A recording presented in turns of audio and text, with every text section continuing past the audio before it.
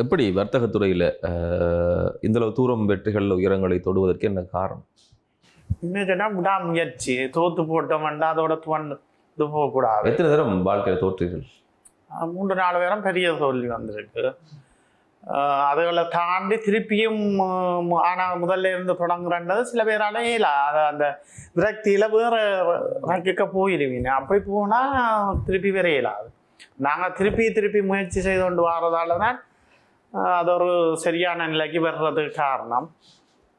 வேற அந்த செய்யக்கே நாங்கள் அந்த ஆரம்பத்தில் சின்ன இதில் செய்தாலும் பெரிய அளவில் தான் தொழில்களை செய்ய யோசிக்கிறது. அதுவும் இந்த ஒரு காரணம் அமையலாம். இப்போ மன்னனை பெற்று ஆகணும்னா ஒரு காலத்தில் வடக்கு வானத்திலேயே நான் தான் 95ஆம் ஆண்டு காலப்பகுதியில் மொத்த வியாபாரியாக இருந்த காலம் மாதிரியான காலங்களும் இருக்குது. எல்லாரும் கப்பலில் இருந்தால் என்னதுன்னா கொண்டாந்து ஜெகன்கிட்ட கொடுத்து ஜெகன் தான் எல்லா இடம் அப்படி ஒரு ஜெகன் இருந்தால் அதுக்கு ஃபேமஸான ஆளாக தான் ஒரு காலத்தில் எல்லாருக்கும் தெரியும். இப்போ தான் ஹோட்டல் ரெண்டு ஃபார்மசின்னு தெரியும் மொழிய 90ஆம் ஆண்டுலேருந்து 95ஆம் ஆண்டு காலப்பகுதியில் உள்ள ஆக்களுக்கு ஜெகனண்டா திண்ணவேலி ஜெகனண்டா தான் தெரியும். அப்படின்னு அந்த நம்பிக்கையை வரவழைத்தீர்கள். அந்தளவு நேர்மைத்தன்மை முக்கியம்.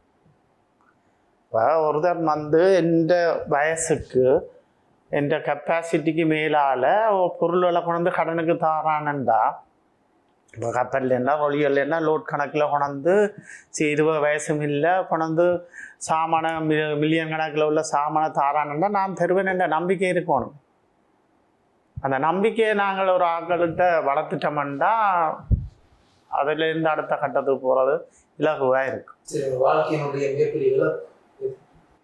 இழப்பு தொழில் ரீதியான இழப்பு என்ன பொறுத்தவரை நான் அந்த சிறு வயதில் அந்த ஆட்டோவும் செல்லுலந்து அப்பாவும் செத்து அந்த குடும்பம் ஒரு இக்கட்டான நிலையில் இருக்க மனம் எல்லாம் அப்படியான இதெல்லாம் என்னால் சில தாங்க முடியாத இழப்புகள். அதை தொடர்ந்து ஒன்றும் வந்து கொண்டு போகுது. அது வாழ்க்கையில் அது ஒரு அன்றாட நடவடிக்கை அது உண்டா இப்போ மாறிட்டுது.